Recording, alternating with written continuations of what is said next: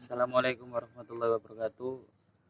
Perkenalkan, nama saya Habib Jiwo Derajat, biasa dipanggil Jiwo.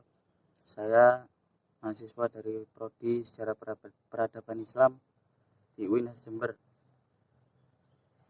Yaitu yang saya hormati selaku dosen mata pengampu mata kuliah Ilmu Politik Bapak Purbo Marwadi Sanjaya. Selanjutnya yaitu di sini saya akan membuat video yang telah diberikan tugas oleh Pak Purbo, yaitu membuat video yang mengambil dari bab diktat yang telah dikirim mulai dari bab 1 sampai 6, dan saya mengambil bab 5 yang berjudul partai politik. Definisi partai politik. Partai politik adalah sebuah wadah organisasi atau sekumpulan orang-orang yang mempunyai pikiran sama dalam memajukan suatu keputusan yang telah dibuat oleh para kumpulan tersebut. Selanjutnya yaitu ilmu politik. Secara umum bisa dikatakan suatu kelompok yang telah terorganisir, para anggota-anggotanya yang memiliki pemikiran, orientasi, nilai-nilai, dan cita-cita yang sama dalam memajukan suatu keputusan tersebut. Tujuan kelompok ini ialah untuk memperoleh kekuasaan politik dan kedudukan politik dengan cara konstitusional untuk melakukan suatu program. Di sini mengenai definisi partai politik, para ahli ilmu yang saya ketahui, para ahli ilmu klasik dan yang kontemporer. Di sini ada dua tokoh. Yang pertama ada Charles J. Friedrich dan yang kedua adalah Sartori. Yang pertama adalah Friedrich. Friedrich ini mendefinisikan partai politik yaitu sekelompok manusia yang terorganisir secara stabil dengan tujuan merebut atau mempertahankan penguasaan terhadap pemerintahan bagi pimpinan partainya dan berdasarkan penguasaan ini. Ahli lain juga mengatakan menurut Sartori, partai politik adalah suatu kelompok politik yang mengikuti pemilihan umum dan melalui pemilihan umum itu mampu menempatkan calon-calonnya untuk menduduki jabatan-jabatan publik. Masuk ke pembahasan kedua yaitu fungsi partai politik. Lanjut di fungsi partai politik. Fungsi partai politik dimulai dari fungsi di negara demokrasi. Fungsi di negara demokrasi yaitu sebagai sarana komunikasi politik. Dalam masyarakat modern saat ini yang luas dan kompleks, banyak sekali ragam pendapat dalam aspirasi terhadap untuk berkembangnya suatu di sebuah daerah atau masyarakat. Di sisi lain, partai politik ini berfungsi dalam memperbincangkan dan menyebarluaskan rencana-rencana dalam kebijakan-kebijakan pemerintah. Dengan demikian, terjadinya arus informasi dan dialog dalam dua arah, dari atas ke bawah dan bawah ke atas. Dalam partai politik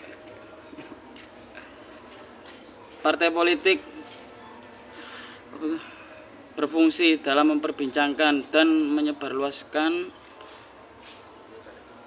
dalam memainkan peran sebagai penghubung untuk antara pemerintah dan yang diperintah. Peran partai sebagai jembatan yang sangat penting dalam satu kebijakan pemerintah. Perlu dijelaskan kepada semua bahwasanya fungsi ini partai politik sering disebut sebagai perantara ataupun dalam bahasa Inggris yaitu broker. dalam suatu bursa ide-ide, yaitu clearing house of ideas, dan partai politik bertindak sebagai alat pendengar, sedangkan bagi masyarakat sebagai pengeras suara. Lanjut,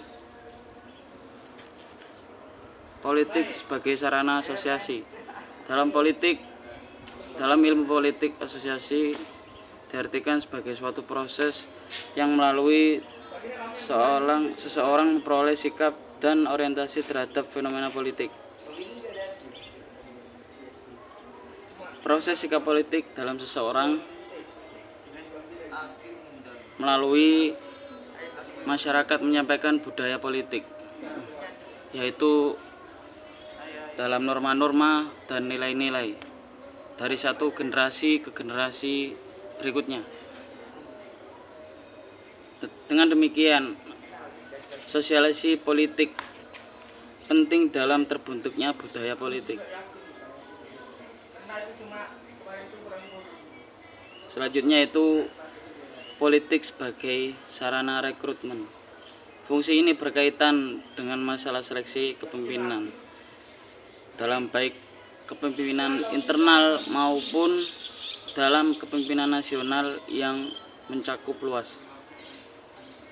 Kepentingan internal sebagai partai membutuhkan para kader-kader yang berkualitas, dikarenakan hanya kader demikian yang membuat partai menjadi lebih maju dan memiliki kesempatan lebih besar dalam mengembangkan diri di suatu politik. Dengan adanya para kader-kader yang baik dan memiliki pemikiran yang kritis, partai tidak akan menentukan pemimpinnya sendiri dan mempunyai peluang dalam mengajukan calon untuk masuk ke bursa kepemimpinan nasional. Selain itu, partai politik dalam sarana rekrutmen berkepentingan memperluas atau memperbanyak keanggotaan.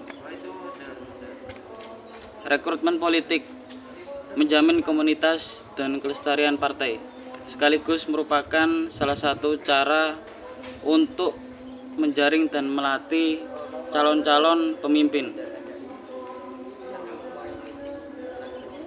Yang ketiga, yaitu yang terakhir, membahas tentang klasifikasi partai politik.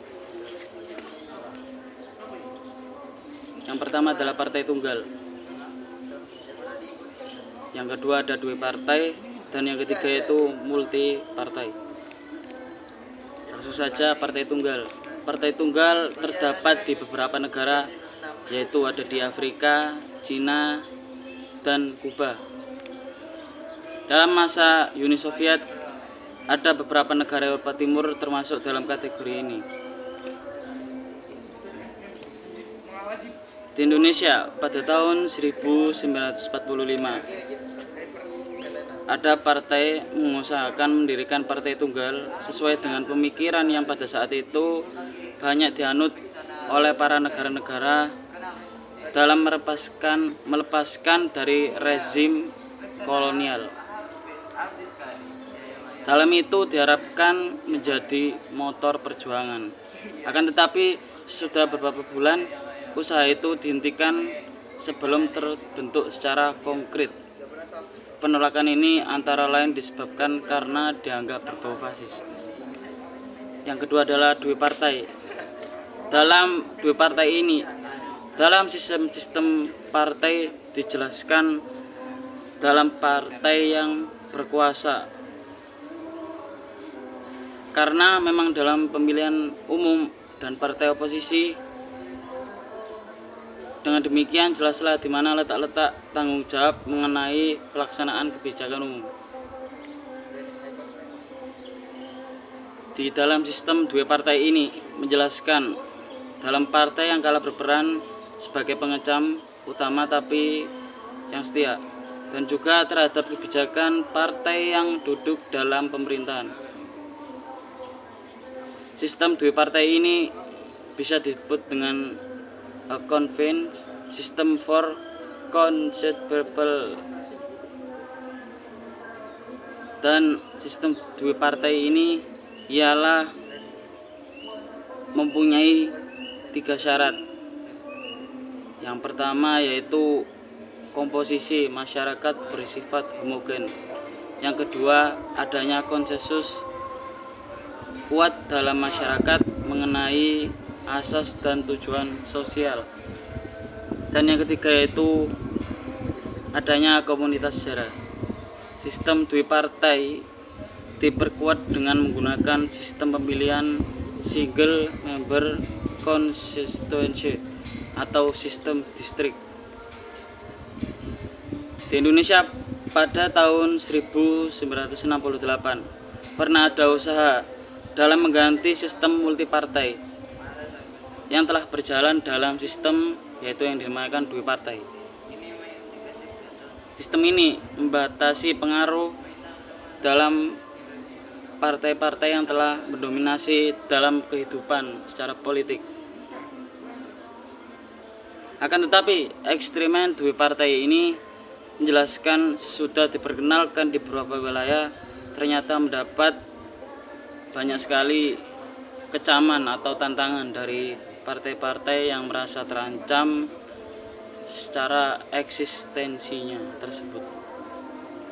Dan pada akhirnya gerakan ini dihentikan pada tahun 1969. Yang ketiga adalah yang terakhir yaitu multipartai. Sistem multipartai jika dihubungkan dalam sistem pemerintahan sekarang yaitu sistem parlementer. Dalam situasi ini mana terdapat satu partai yang dominan, stabilitas politik dapat lebih dijamin. Di Indonesia mempunyai sejarah panjang terhadap multipartai ini dengan berbagai jenis dalam sistem multipartai. Sistem ini telah mulai beberapa tahap dengan bobot kompetitif yang berbeda pada mulai tahun 1899 di Indonesia. Dalam hal upaya ini dulu mendirikan suatu sistem yang dinamakan multipartai itu tersebut, dan yang diambil yaitu unsur-unsur positif dari kepentingan masa lalu dalam menghindari unsur negatif tersebut. Sekian, terima kasih. Maaf apabila ada salah kata dari saya. Saya tutup. Sekian, terima kasih. Assalamualaikum warahmatullahi wabarakatuh. Jip.